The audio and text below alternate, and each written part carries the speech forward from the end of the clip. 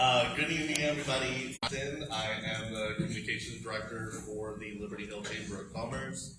Before we begin this evening's discussion, the Liberty Hill Chamber of Commerce and the Liberty Hill Independent would like to make it clear that neither organization is taking a position for or against the proposed proposition that will appear on the upcoming ballot on November 4th.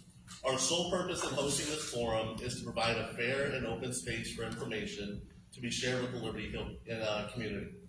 We believe that informed voters are essential to a healthy democracy, and tonight's events is intended to help residents better understand the facts and perspectives surrounding this proposition. We appreciate everyone's participation and ask that all remarks remain respectful and focused on helping our community make well-informed decisions at the polls. We want to first start off by thanking the community for coming out, both virtually and in person. We want to thank the ISD for providing Bill Burden Elementary for us to host this lovely event. And we also want to thank the Chamber and the Independent for hosting this event. Again, these aren't easy things to pull off in the community, so we're really appreciative for everybody who came in and pulled this off. So we'll give them a round of applause. Tonight's goal is to have a candid discussion about Prop A, or the voter-approved tax rate election. Should it pass, the tax rate collected by the school district would increase by 7 cents, bringing the total combined district tax rate to $1.2389 per $100. This rate would increase the district's maintenance and operations revenue by $10.75 million. The Independent is live streaming this panel via Facebook. And for those of you who have seen me before, I've moderated a couple of candidate forums that we've done over the last couple of years. And I have a tradition of saying hi to my mom, because she likes to watch these via live stream. Prepare yourselves. My mom passed away a couple of months ago. So, as one last time, and just to honor her memory, I want to say hi, Mom, to the live stream. And why don't we all just say hi to our mothers out there? Perfect. Thank you for indulging. Our panelists tonight are Interim Superintendent Travis Motal, Chief Financial Officer Rosanna Guerrero, School Board President Mega Parsons, District GT Specialist Lindsay Jameson, and LHHS Math Teacher Heike Carr. Our interviewers are Steve Schiff, President of the Liberty Hill Chamber, and Rachel Madison, owner of the Liberty Hill Independent. Again, before we get this started, we want to make very clear that the Chamber nor the Independent are taking a position on this issue. We really just want to be able to put this out there to inform the voters, and we want to thank our panelists for giving us that opportunity as well. But without further ado, I'll turn it over to Mr. Schiff and Ms. Madison, and they'll take it from here. Thank you, sir. What we'd like to do very, very quickly, if you guys would take like a minute, because we're pressed for time, just introduce yourselves and your role and anything you want to add. Travis Motal, Interim Superintendent here in Liberty Hill ISD, took over this role in April of 2025. Been in the district for 6 years, was previously a principal at Liberty Hill Junior High, and then moved up through various roles throughout central office, up to Chief of Schools most recently, right before Interim Superintendent. Total of 22 years public education. I'm Megan Parsons, and I'm the school board president. I've had 2 kids go throughout Liberty Hill ISD. My daughter started here in kindergarten, lived here 17 years, and this is my 7th year on the school board. Rosanna Guerrero. I serve as Chief Financial Officer for Liberty Hill ISD. I've been with the district for over 5.5 years. Prior to that, served another neighboring school district for over 10 years. Total over 23 years in business and finance. I'm also a parent and a taxpayer here in Liberty Hill. Hi, Lindsay Jameson. Previously, I was one of 9 GT teachers servicing the district. And with the previous budget cut, we had to bring that program down to 2, so I now serve as a specialist for the district, supporting 42 classroom teachers that are now providing GT intervention. And I've been a teacher for 14 years, and I also have 2 children that went through the district. I have my last one that is a senior, so I'm both a parent and an employee. Heike Carr. I've been in the district over 20 years. I teach math at the high school. Both of my children also went all the way K through 12, Liberty Hill High School, or Liberty Hill ISD. That's all. I've been in education at 31 years. Well, thank you all very much, and we appreciate you taking the time to meet with us tonight and to present or to answer some questions that we're about to ask. So, Rachel and I were going to flip a coin, but we forgot to bring one. So I think I'm going to let you go first. Such a gentleman, Steve. Thank you. All right, the first one's easy. What is Proposition A, and what is it asking voters to do? Proposition A is a voter-approved tax ratification election that will take the combined district tax rate to $1.24. It's two smaller tax rates. One is 50 cents for entrance and sinking large capital projects, and the other one would be 74 cents for maintenance and operations day-to-day expenses, which primarily goes to salaries. That proposition on the ballot this year would raise the current tax rate from $1.17 to $1.24, so 7 cents more than what the current tax rate is, and that would generate roughly $10.7 million for Liberty Hill ISD for this school year. Would anybody like to add a comment? I get thumbs up for a great answer. Very good. Yeah, I can see everybody's done. So I get the privilege of asking, so can you help us all understand the difference between a proposition like this one, a bond, and the last one approved, like the last one that was approved by Liberty Hill ISD in 2023? That's a great question. So the community supported the 2023 bond, which is specific to capital projects. That funding by law is restricted to the purchase of land, building new schools, major maintenance projects that were voter approved. And so the 2023 bond included $471 million of three different propositions for that. So that is very different than what we have on the ballot in November. This tax ratification election is separate and apart. Again, it's related to the overall combined tax rate. A portion of the tax rate is for the entrance and sinking fund, as Mr. Motal mentioned, that is going to pay back the debt related to bond. However, this big component of the increasing the maintenance and operation rate is that 7 cents, and that additional funding of tax revenue also goes back into the maintenance and operations, which are the day-to-day expenses for the school district. For a more detailed view of our tax breakdown, if you go to lhvotes.com under financial transparency, we have a tax rate breakdown, and it breaks down the max compressed rate, which is assigned from the state, the pennies that the board is allowed to approve, and then the pennies that the voters have to approve, and then how much funding each one of those different pennies generates back to our maintenance and operation for our day-to-day expenses that we're covering. Any other comments? All right, Rachel. Okay, as we're all well aware, Prop A is a tax increase.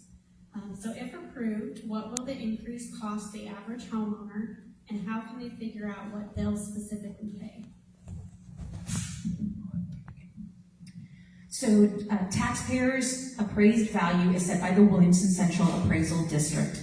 The tax rate is applied to that appraised value per $100 of evaluation. So the best way for a taxpayer to understand the impact of this particular Prop A is to go to the www.wcad.org. That is the WCAD website. They can search for their specific property and actually go to the Williamson County tax website and look at their tax bill. Tax bills have been posted on the website for every individual home. It gives a breakdown not only of the tax rate, but also all taxes applied towards that property value and a comparison to the prior years. So they can look at what they paid in 2024 versus what the proposed rate would be applied for 2025. We have been working with different events and working with some taxpayers during Taxpayer Tuesday. We've been showing them how to not only calculate the amount, but also showing them the bills. We've actually seen several people with decreased property taxes because of the new homestead exemption being applied. Now, the homestead exemption is a proposition also on the ballot this November. That is to increase the homestead exemption from $100,000 to $140,000, as well as for seniors 65 years and over, increasing that homestead exemption to $200,000. So looking at individual properties, you'll have to go to the WCAD website, and then we can help show how this Proposition A impacts each individual taxpayer.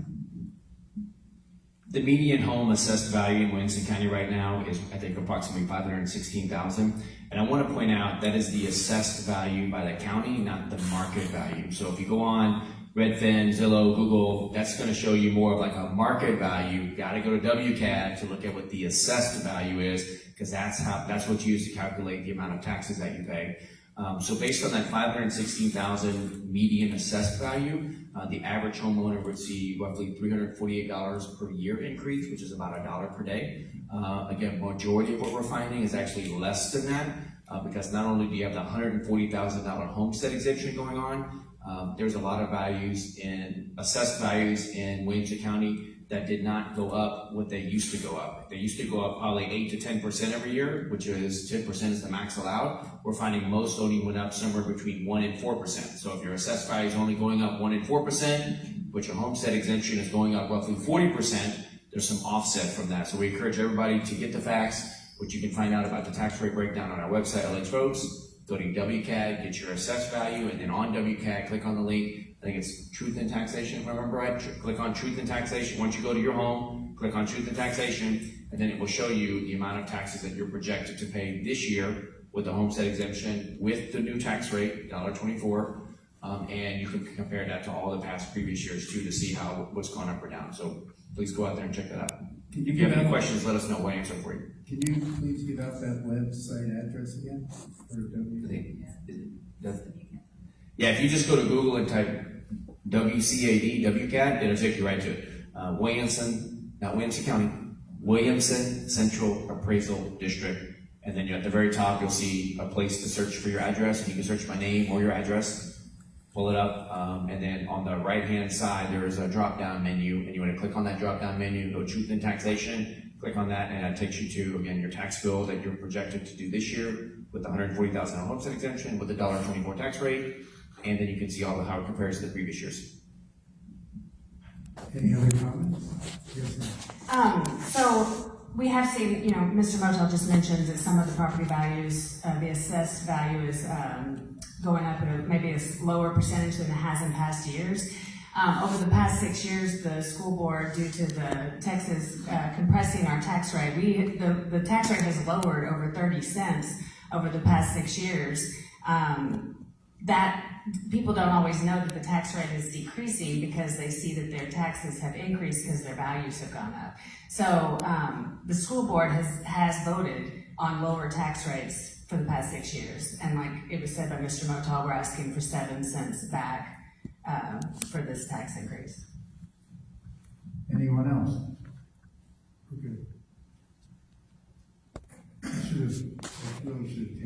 should have gone first. So help us all understand, how did the district get into this budget shortfall position in the first place? Can you explain what happened at the state and also the local level? I think Mr. Rowe and I would tag team on this one because we'll probably both remember and not remember certain things that don't do each other. So I think it's a combination of things, right? So I would say, first of all, Ms. Parsons just referenced that the state is compressing the tax rate every year. The $1.24 that's on the ballot for this year is still less than the tax rate that it was 2 years ago. 2 years ago it was $1.34. So even this $1.24 doesn't take you back to where it even was 2 years ago, right? So when the state is requiring the tax rate to be compressed every year, that is less funding that your school district is able to still take in student by student. The other thing that we're facing that I think is probably, the biggest explainer that we've had is since 2019, inflation has increased roughly 21%. However, the basic allotment, which goes to fund our day-to-day expenses, has increased less than 1%. So you have this discrepancy between inflation going up such a high number, but again, only allowing, less than 1% additional to account for that funding. And so over time, you're able to sustain that for a little bit with growth that we've had. But now the time is kind of stretched out too far to where it's just multiplying too much, and it's, to try to cover the day-to-day expenses that you have, along with, less funding, it just gets very difficult. I often equate it to, same with our lives, right? I mean, all of us are facing the same thing when it comes to inflation. Everything you're paying for now is costing more now than it used to cost. Businesses, they're able to, I give an analogy, I go to a business all the time to get a drink in the middle of the day, and the drink used to be $1.64. I knew what it was all the time, consistent. And then a couple of weeks ago, I guess maybe a couple of months ago now, it went up to $1.76, and I was like, well, what happened? But talking to the manager, he's like, man, gas costs more, I gotta pay my people more, so a business was able to just raise that cost to offset what their expenses were, whereas a public school, we don't have that ability, right? We know costs were going up over the last few years, but we don't have the ability to just change the tax rate unless we go out to the voters and say, voters, here's what we need for the tax rate in order to continue to generate revenue to pay the expenses that we have. I'd like to add to Mr. Motel's comment. It's multifaceted. Not only is the compression on the tax rate a huge impact, the increase in the homestead exemption. So just even from 2018-19, when the homestead exemption was $25,000, it went to $40,000. Then it was increased to $100,000 in 2023, and is now being proposed at $140,000. So that homestead exemption increase is actually impacting the amount of tax collections that the school district can collect, in addition to the operational tax rate being compressed. So hitting twice on terms of tax collections. State funding, as Mr. Motal mentioned, the basic allotment has not been increased, but just this year, $55, which is less than 1%. In addition to that, the funded mandate in terms of how funding can be spent is earmarked and is not sufficient to cover the actual costs. This is everything from special education to bilingual to GT, all the specific programs where the state mandates specific programs must be implemented in your school district. They issue funding. Even school safety was a huge priority in the past 2 legislative sessions.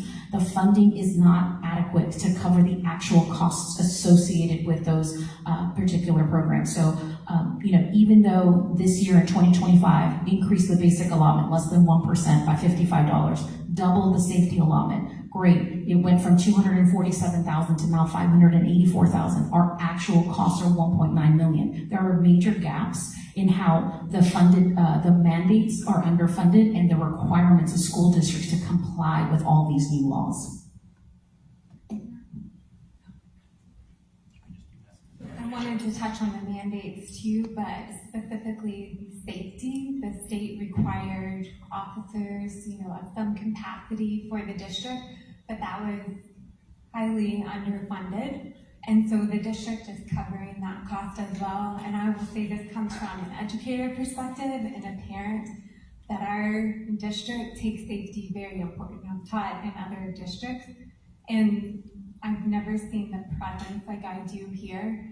And from past experience of where I grew up, that district did have officers at each campus. And what I saw as a student was that they built relationships with us, and that we were comfortable. We were able to trust them and go to them if we were concerned about something. And so having a specific officer that is assigned to each campus and having them out, at car rider when they arrive in the morning, when they're leaving in the afternoon, it really gives the families also a chance to get to know those officers, know their faces, relationships are built, and there's a sense of trust and safety with that. And so I do really appreciate and value that the district puts that as a priority. And again, that's a very underfunded mandate that the state has required for us as well. I'll speak to that. So the board decided several years ago now, I don't remember the exact number, but it's been a few years, and we implemented our own police force. And there was a discussion about that. 6 years? 6 years. That's good. Okay, so there's a discussion about that because, as you said, we are required to have an armed individual at campuses now by law. We are not required to have a police force. The board made a choice to have the police force. There were many thoughts that went into that, but I've heard on Facebook and from people that, we don't have to have a police officer, we can just arm our teachers. Our teachers can have guns instead. And that's something that the board did not want to put on teachers. The amount of stress that would bring, and possibly just there's a lot of things that could come of that made the board decide that we wanted to invest in the police force and have those officers here in our district. The last thing we would want as a school board is for anything tragic to happen in our community. And so that was part of that decision, that we want to make sure we're doing the best we can on safety. So while there are other options, we did not choose those at that time. As the cost of everything has increased, and as Ms. Guerrero just mentioned that the basic allotment went up 1%, that is the money that we have per student to help go into the maintenance and operation cost that does not have strings attached. I know some of y'all saw, I think it was $8 billion that Texas as saying that they put back into public ed. A lot of that money had strings attached. So you had going to the unfunded mandates and other things that are required. Some of it went to teacher raises, which was great, but all that money doesn't help our M&O, which is where the inflation is hitting. And so we had 1% go into that bucket versus 20-something% inflation. So at some point going forward, because I've also heard from the community, we need to balance the budget and live within our means as a district, which we have done. The board was very proud that we were able to balance the budget. It came at a cost, and I think we are feeling that cost. And that's just really the thought going forward, is if the community decides that they want the district to go in a different direction and we have to make more cuts, and that's something that we'll have to do. But things like the police force and just other things that we have going on in this district, we just have to look at and see, where we can cut to keep our balanced budget. We've said a lot. I'm going to come back and summarize an answer for your question, because your question was, how did we get here, right? So if you think about all these things, we have a max compressed tax rate that is set by the state. So the state every year is requiring the tax rate to go down. There's a set of mandates that come through that a lot of them think are great, but there's not adequate funding for it. So if the state doesn't put the funding in, then the district, local taxpayer has to cover the rest. And increasing tax exemptions over time, along with the tax rate being compressed, is less tax revenue that you're bringing in. And then you have inflationary costs that skyrocket the last 5 years, but the basic allotment hasn't kept up with that. So you add all four of those together over the last 5 or 6 years, and you can see the revenue for the school has just continued to decline compared to the amount of costs and students that you have coming to it. And I've got a quick follow-up question. Is it possible, you guys are speaking a lot about allotments, so can you tell us what the state allots per student and what your actual cost per student is? So the basic allotment with the increase is $6,215. That is not based on enrollment, that is based on attendance per child. There are also additional weighted funding associated with specific programs. So the allotments are based on the students that participate or qualify for specific programs, such as bilingual education, gifted and talented, career and technology education, special education. So if they qualify, they are weighted based on the severity or the level of the student within that program. And the weighted funding is also based on attendance with that student in that program. The weights are being recently have not been adjusted, but for special education and bilingual education, they're looking at adjusting those weights for 26-27. We do not know what that looks like. Those particular programs, special ed and bilingual, are underfunded as well, and so that's definitely a pain point for Liberty Hill ISD. I wanted to add something about budget. You may ask this question later, so maybe I'll wait, or you want me to just go ahead and say it now, right? So I'll just say it now, when we're talking about our budget, thanks. You want me to wait? Okay, I'm gonna wait. I'm gonna put a little star by it so if I get a free moment at the end, I'll add to it. Okay, I'll wait. Thank you. Thanks for being patient. Okay, next question. As many people know, especially those that were here in the community in the ISD last November, the school board did ask for a voter-approved tax rate increase last November, but that proposition did not pass. Can you all speak to what has changed in Liberty Hill ISD since then because that proposition did not pass? I'm going to go over an overview, and then I think I'm going to pass this down to our two teachers to talk about what the real impact is. So when the tax ratification election didn't pass last year, the district, in order to get to a balanced budget this year, had to cut $8 million from our budget going forward. So that was some budgetary, but mostly staff. If you remember, 86% of our budget is staff, so you can't cut $8 million without affecting staff. So $8 million is roughly right around 70 positions or so around the district that had to be cut. Some of them were actual cuts, some of them were people that left and the positions weren't refilled. Another way that we had some of those cuts was we absorbed it through class size. So instead of, you used to get to a certain number and you would add a teacher, well, you don't get to that number and add a teacher. What you do is you just keep increasing class size over time. So we had that $8 million in cuts. And I will say, when we were going through it last spring, we knew it was going to be hard. We had a lot of difficult decisions. We got a lot of community input all throughout January and February. The board took action on it at the beginning of March. And then we started implementing those cuts. And even then, like I said, we knew it was going to be hard, but we hadn't really lived it. We start on the first day of school, and I feel like we were all like, wow, it's really great first day of school. We're moving in the right direction. And it wasn't until probably, I would say, maybe 3 weeks ago, end of September, to now, until I think we're really starting to feel what those cuts are like. And I think our teaching staff, who we're going to share in just a second, can really articulate, you can't cut $8 million from your budget and it'd be 70 positions and expect this year to look and feel the same. You just can't. So going forward, if you know you have to cut another $3 million at least, maybe more, so that's going to be 11, maybe close to $12 million over 2 years. It's just not going to continue to look the same. You keep cutting in order to get your budget balanced. It's just going to get harder and harder over time. So let me let the teachers talk a little bit more about what those cuts mean.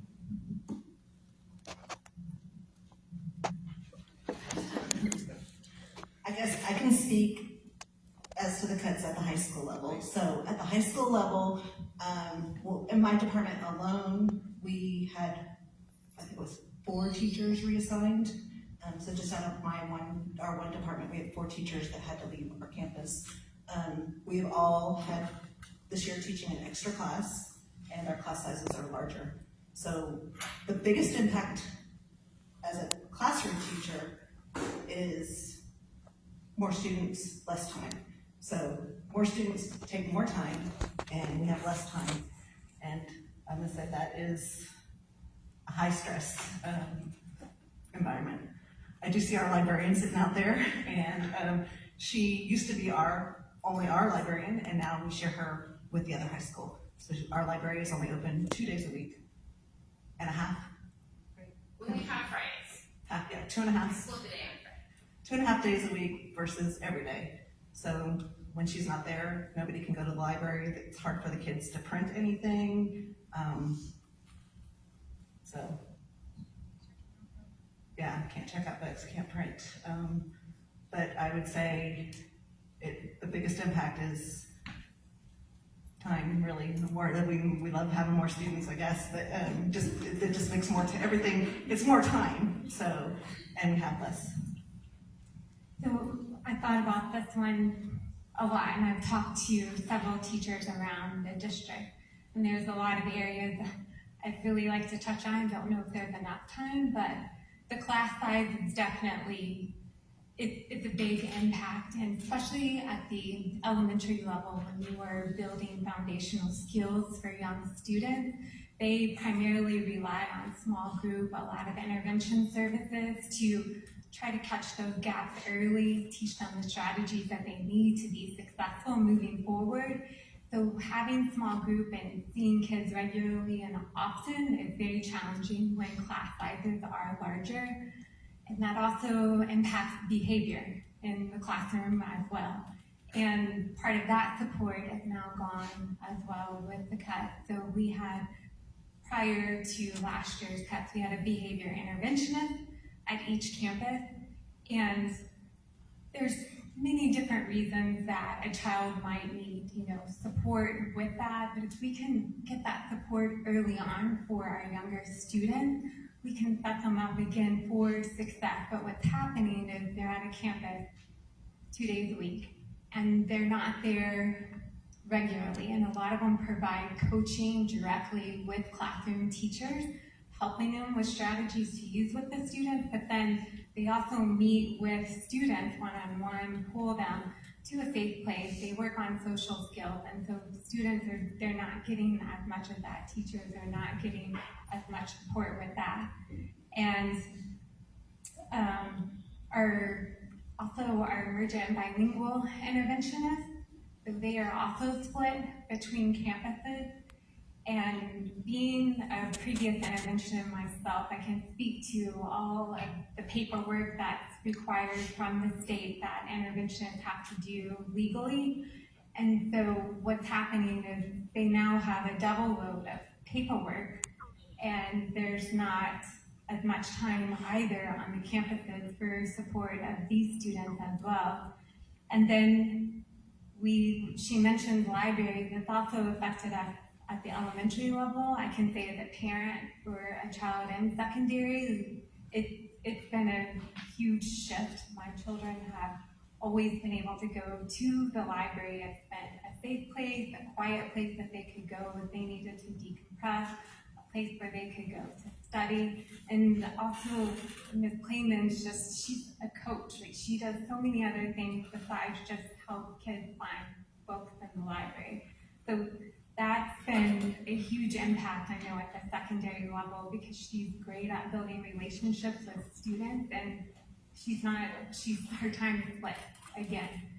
And then at the elementary level, those librarians, they have now taken on the STEM classes and the technology TEKS, which is great that they're doing all of that, but again, foundation skills are built at the elementary level, and they're supposed to be able to help children find books at the level they're reading at, help them find the books that they love, that get them excited about reading, and they do not have as much time right now to actually help kids find books, have them return books, and take new books home. So there are some kids in some classes, they're having to wait longer now to get new books, and as both, again, a teacher and a parent, that makes me really sad for our young kids, because I want to get them excited about reading. I want them to love reading. Reading is a key to be successful in all content areas.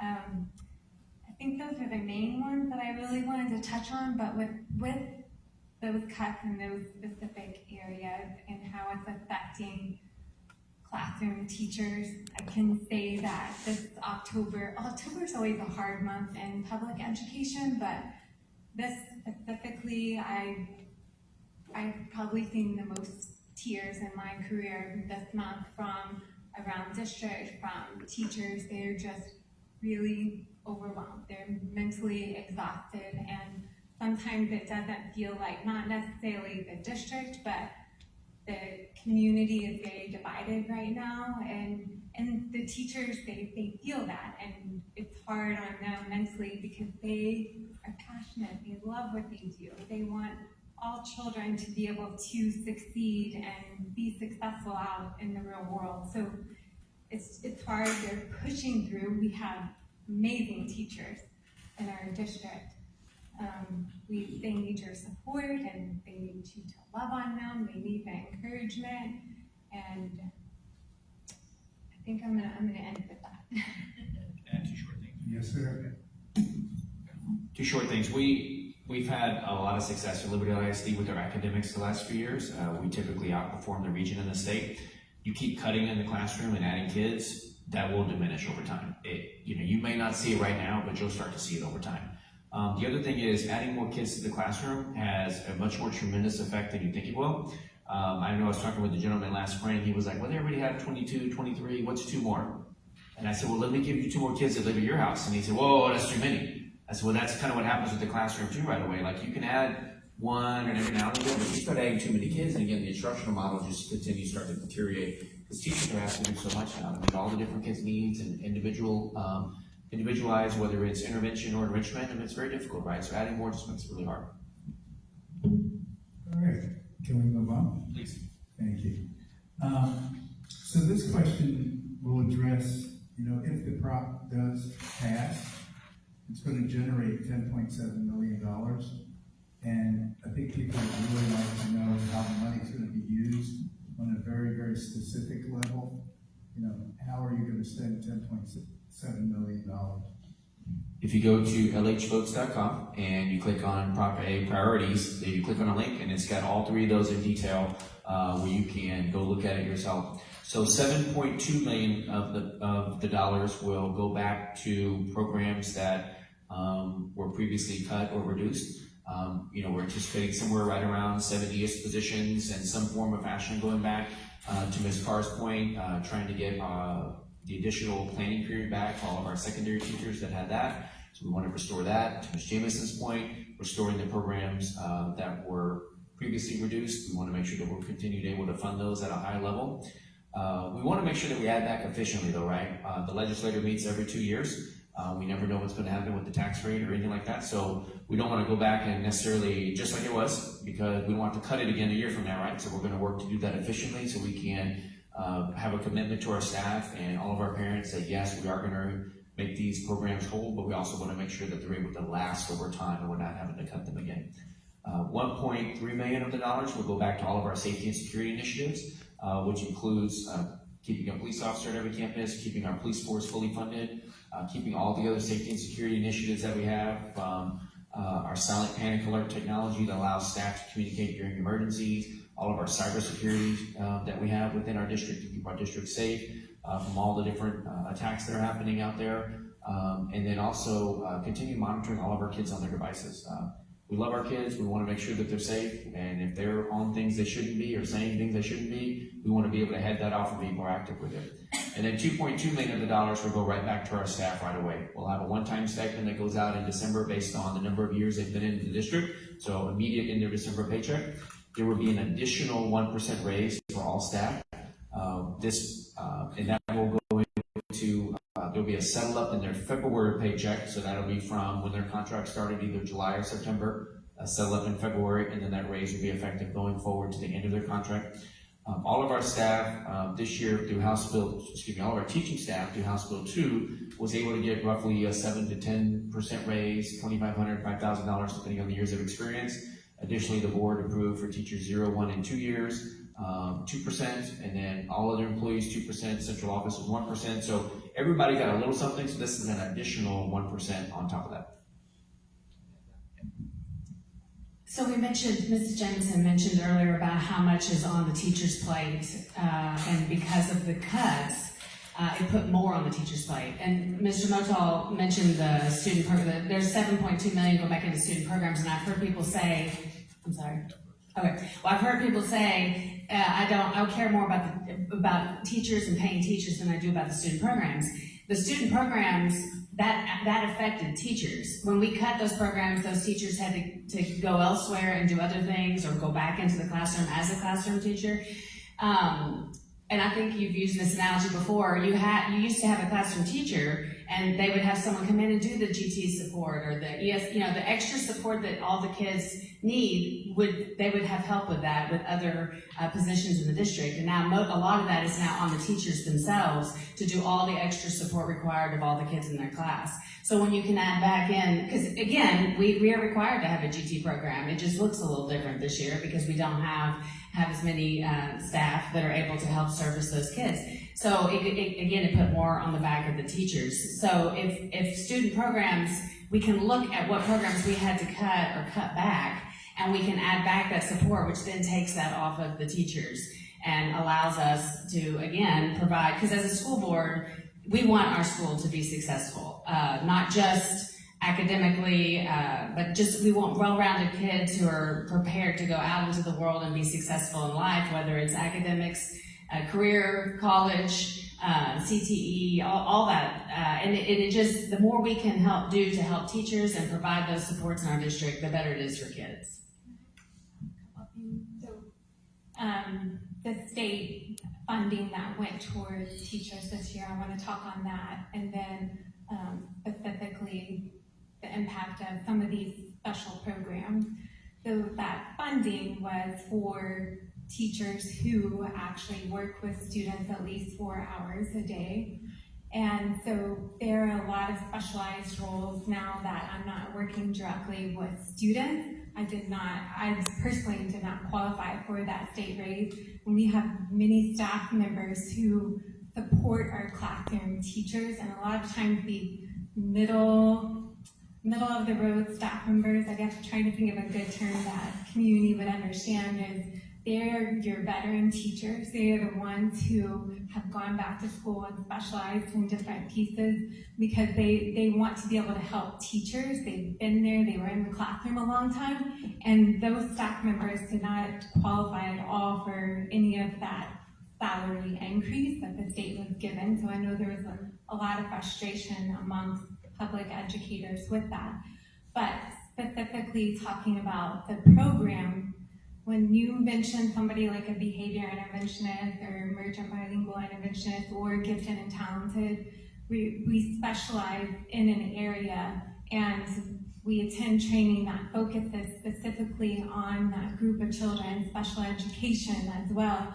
And it is impossible for a teacher to be 100% a master at all of those areas, and that's the support staff. You specialize in these areas so they can support the classroom teachers so they can focus on that, just that classroom instruction and the content areas, and we can come in and either extend it and challenge, or we can teach them some strategies that help them to get to that level. There's just so many things that happen in between that a lot of our community is not aware that they are not in a household with an educator, or if they're not volunteering and having regular conversations. It's really difficult to understand all the components that come into helping a child succeed in school.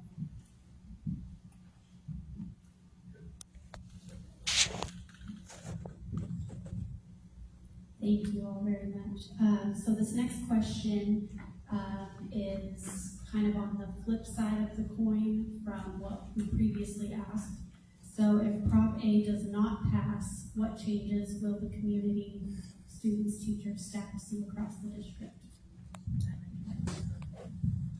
Based on our preliminary projections, again, estimating enrollment growth, because we see over 800 to 1,000 students additional come next year, that requires additional staff. So the priority is being able to maintain enough staff for the growth that is coming, along with our current student population.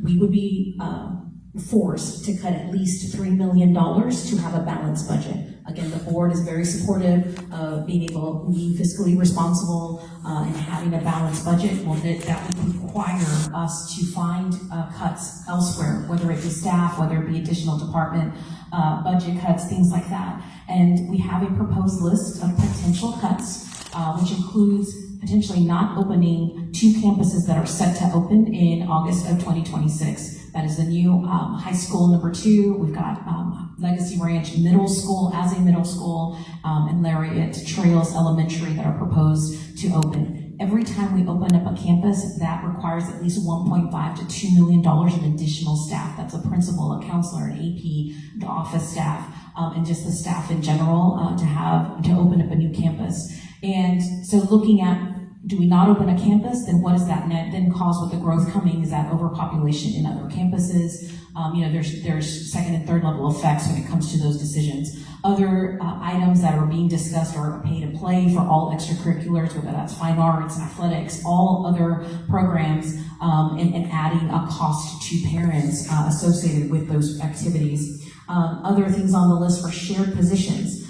Ms. Jamison mentioned that there's no more dedicated behavior interventionists per campus, so we started that with cuts this year. We'll extend that. Does now mean additional positions such as nurses, assistant principals, counselors that are now shared between campuses. These are all on the table and being discussed because we would not have an opportunity to really, look at all the options out there, and it's going to be a very challenging decisions for the district to make, but there's a long list of things that we would have to take into consideration to get to that $3 million mark.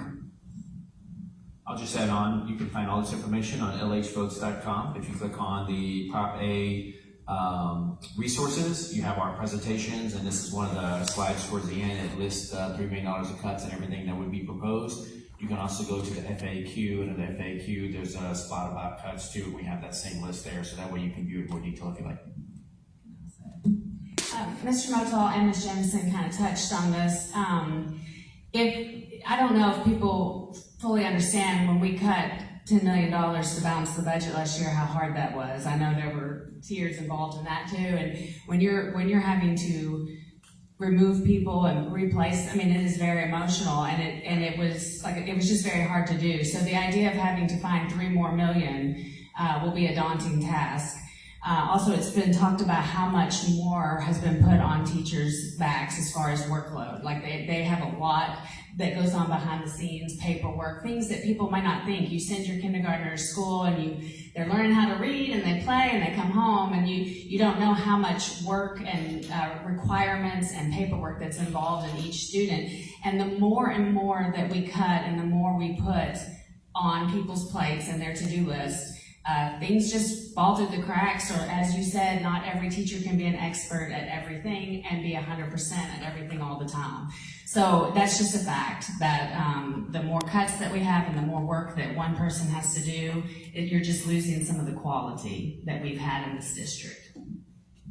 Every person has a job, so if you cut that person, that job didn't go away. That job is still there. Now somebody else has to do that job. It's just more work that piles on everybody else. Thank you for that.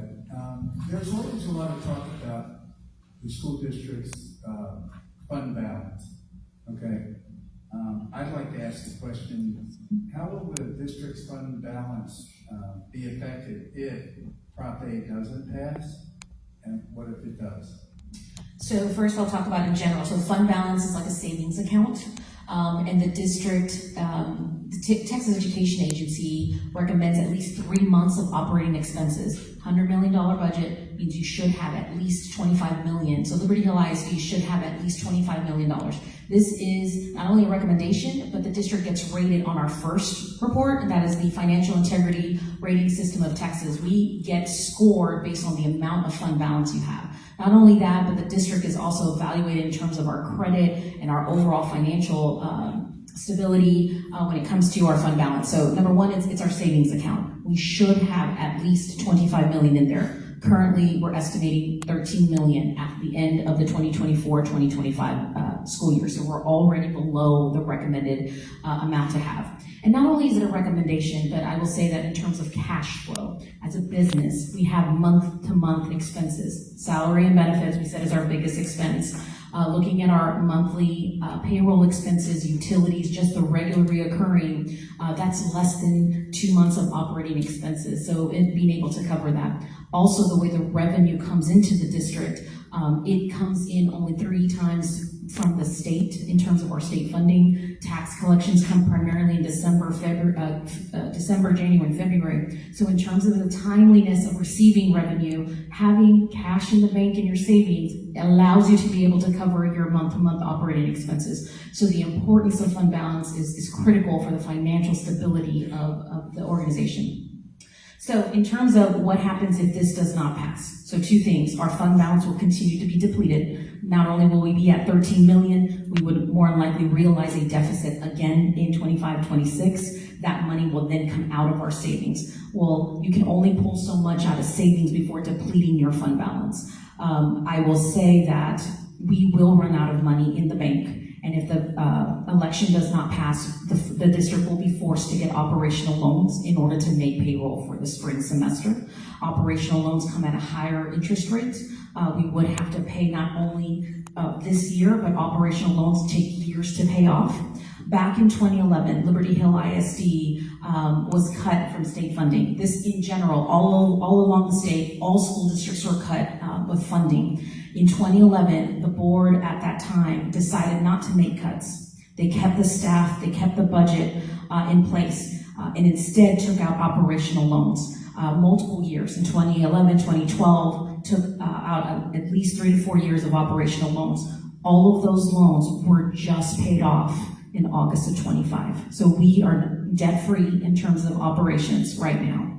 If the election does not pass, we will be right in that cycle again, and what we're doing is creating debt for future years that will be at least 10 years plus in order to pay back. So it's a very critical stage when you talk about the financial stability of the organization, and as we are a fast growth district, we are again having 800 to 1,000 kids coming, we have to be able to sustain operationally, be able to pay our teachers, pay our staff, and keep the lights on.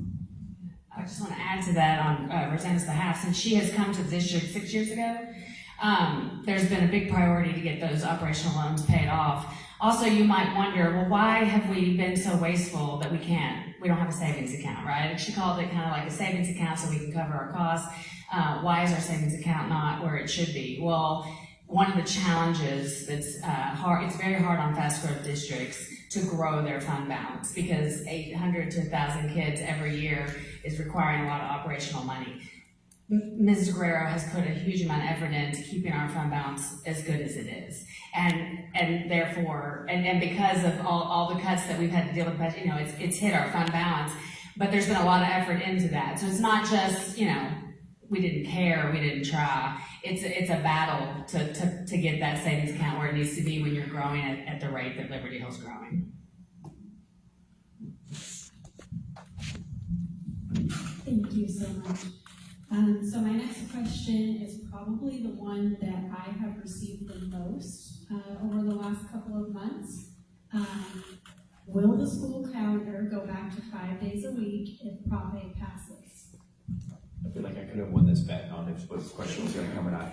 So the calendar every year is, regardless of what kind of budget cycle we're in, tax ratification election, every year the calendar process will be the same, which is we only get to live the calendar for about 3 or 4 months before we actually have to approve one for the following year. Never have we ever lived the whole year of a school calendar to get feedback on the whole year, right? So we take a snapshot of that feedback. So roughly November, December, we get feedback from staff, parents, community, even some students, right? We get all that feedback, and we use that feedback to make a recommendation for the next calendar going forward, which typically the board approves January, no later than the February board meeting. And we'll follow that same process this year.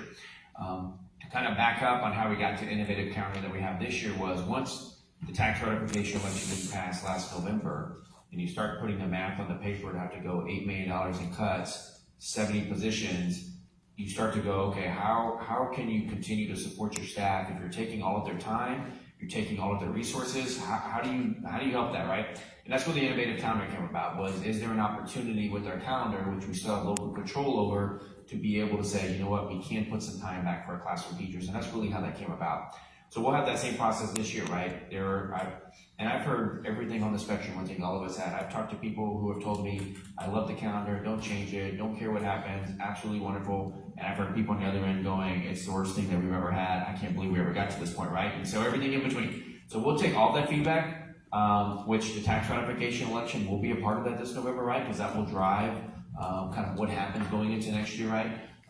And that way we'll have that data, we'll have the data from the survey, we'll have the data from everyone, and we'll make a calendar that we have going forward that meets the needs of everyone as best we can. There will never be a calendar that the board will approve that everybody in the district will say that is my most favorite calendar. But we want to gather as much input as we can, take that feedback, and have a great calendar that meets the needs of our students, helps our parents and community, and also make sure we support our staff. I was just going to say that, yes, I've heard from the community lots of different opinions on the calendar. We knew the cuts were going to be very impactful on our staff, and as a board, when we're looking at what can we do, because so much is out of our control, we knew we could look at, because we're a district of innovation, we can be somewhat flexible with our calendar, which we have been. I've heard somebody say, I want to go back to 5 days.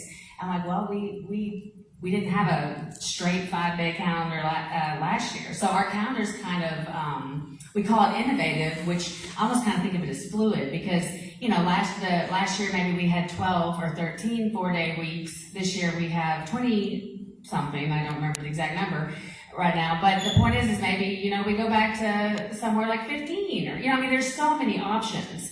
It's not a cut or dry thing to where you just go all 5-day or we go all 4-day. You know, there's some fluid there, and we want to try to do its best. Funny enough, I know it's also hard to compare last year to this year because of the cuts. So I've heard some, you know, like the 5 days aren't helping. Well, part of it, like if you weren't getting, as a teacher, if you weren't getting that Friday off, would it be better or worse? You know, it's just basically trying to help in any way we possibly can. But overall, this year is hard. It's tough, and it's tougher than last year, and partly because of the cuts. Yeah, I will speak to that too. Very different opinions across the whole community with educators and, families, the kids. I ask them, every Monday, how was your weekend? What'd you do?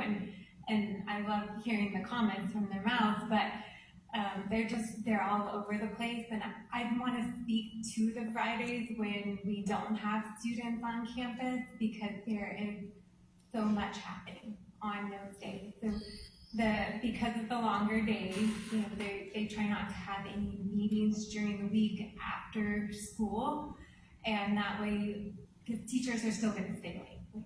They're still there late Monday through Thursday. They're still getting there early. They're still taking things home, but on Friday, they are working with their teams if they need to go back and revisit something.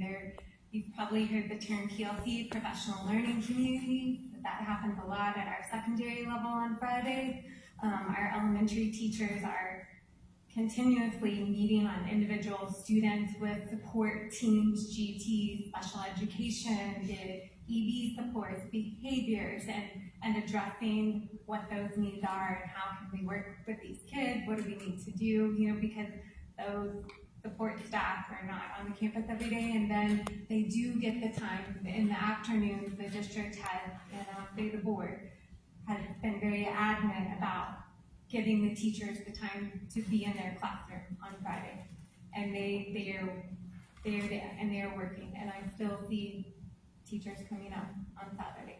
I see their cars, I know who their cars are, and they're working as hard as they can right now.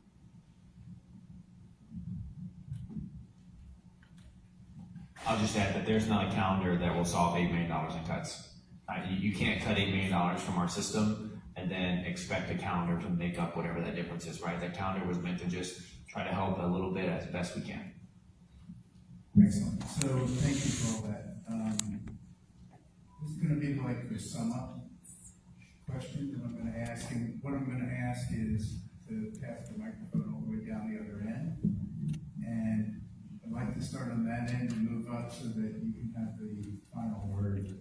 But, you each have a unique and different role in the ISD, from teachers to school board members, financial to our interim superintendent. But based on your unique perspective and role within the district, what do you want the community to know about Prop A from your perspective?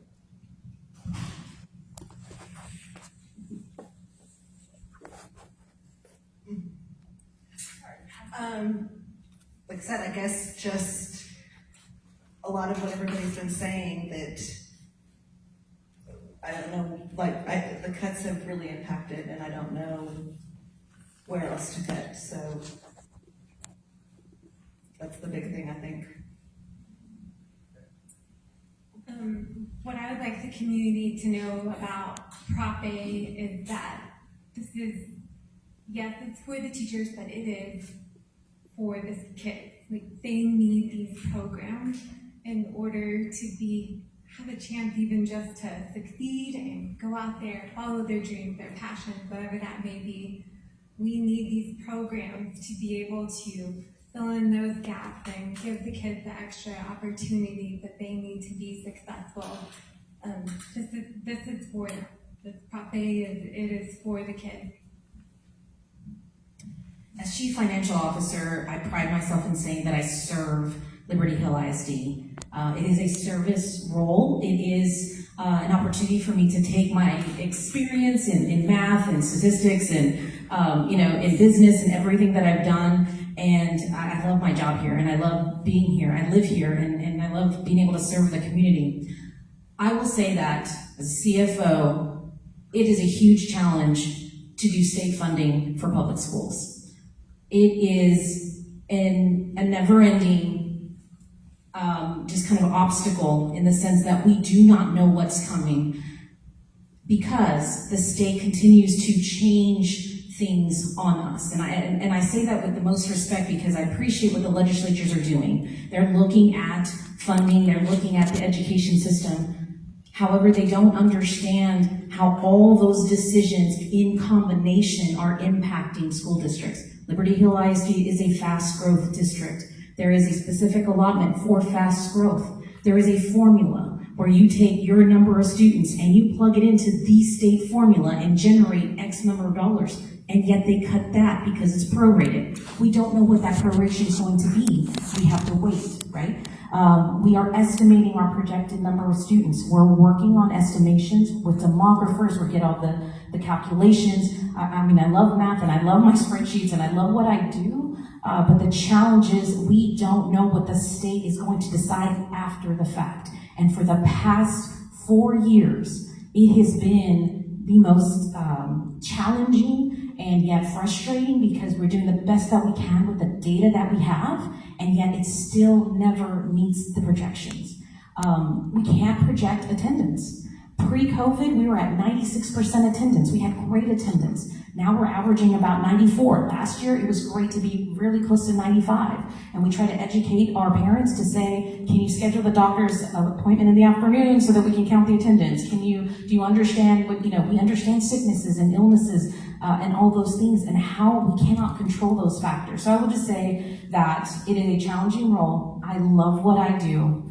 And in terms of Proposition A, this would generate funding, not only in this year, $10.7 million in this year, but the additional pennies on that rate, even though it will continue to be compressed by the state, those additional pennies will add funding on a year-to-year basis. We can't control what the state's going to do in the future. However, those pennies will generate not only additional property taxes, but additional state funding. So I would just say that that's something that the community should be aware of and be cognizant of and get the facts at lhvotes.com. Oh, it's a big question. As a school board, we have a unique view of this district. I see our board members who do this job. It's a public service role and there are expectations involved in it, but we do not get paid for this role. And I see the amount of stress and hours that this board puts in because we want to serve this district and we want to give these students in this district the best they possibly can have. We're very invested in this district. And we see also the staff of this district, teachers, all the way, your paras in the classroom doing some of the most needed work out there, all the way in our custodial staff and maintenance and operations. We see all of them doing incredible jobs with less people, and it goes all the way up to central office where they are working hard with less people as well. And no one's perfect. The district's not perfect. People in it, none of us are perfect. We do the best we can with what we know. But it's been very hard. I feel like as a public, you deserve transparency. You deserve to have your questions answered. You have the right to have that. And it's hard as a board member to see people's character and intentions spoken negatively about in the community because I see the hard work going in and I value the work that's going on in this district. And I see the effort and the people who are trying so hard to serve these kids, because that is why we're all here. So I just want to say that as far as Prop A goes, there are other districts in our area that have already had an approved voter ratification election, a tax rate, anyway, a VATRE. They've already approved it, and they have that funding. Nobody likes higher taxes. The board does not want to go out and ask our district to pay higher taxes. We know that everybody's facing the inflation. Mr. Motel made a great point earlier about how if we were a business, we would do things differently because, other businesses can raise their prices or they can cut back here. We can't cut kids and we can't raise our prices. So the only thing we can do is ask the community to support the tax rate increase. Other districts have done that. We have not. The state of Texas has that as a law, that is a way for us to increase our local funding. And so that is something that we have decided is best to do at this time for this district, to increase that cup size so that we can have that funding. So anyway. Good job, everybody. So our vision is to build champions in academics, character, and community. And our mission is to build future-ready graduates empowered to be the best versions of themselves. We take that very serious. Think about that. There are 1,400 employees, 10,400 kids, 21,000 parents, and an entire community dependent on this school district maintaining that high level. Everybody chose to move here for your kids to get a certain level of education that you're expecting. You chose to move here because of the value of your home and the value of your business, going, you know what, this is a great place to live and grow and raise my family. Employees chose to come here to work because of the culture, because of the identity of the district. All of that is falling on us right now to just continue to maintain that high level. We take a lot of pride in that. I've had the fortune and ability the last couple of weeks to go around to different campuses for learning walks and boardwalks, and to see how hard the teachers are working, and to see the kids interacting, and to be thinking the whole time, man, if we have to cut again, it makes you sick to your stomach to think about that. To even just know that that's a potential possibility. It's just kind of like, wow, where do we go? And I just want the community and I want the parents to understand, we take our role very serious. We take a lot of pride in what we do. We want to see a great school district just like you do. We're not always on the same path on how we think we should do that, but we all want to end up in the same place, which is a great education for our kids and a great school for our community. So just know we have the same goals in mind. And just let's work together to try to reach that goal at the end.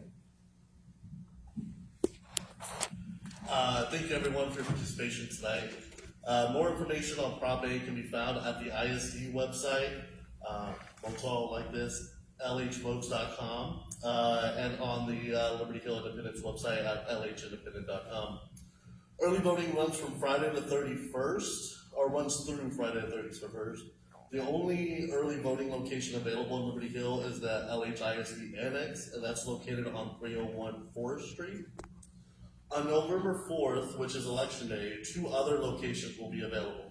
Santa Rita Ranch House at 175 Elizabeth Park Boulevard, and Liberty Hill High School at 16500 Highway 29.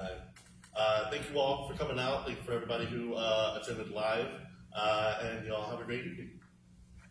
Thank you.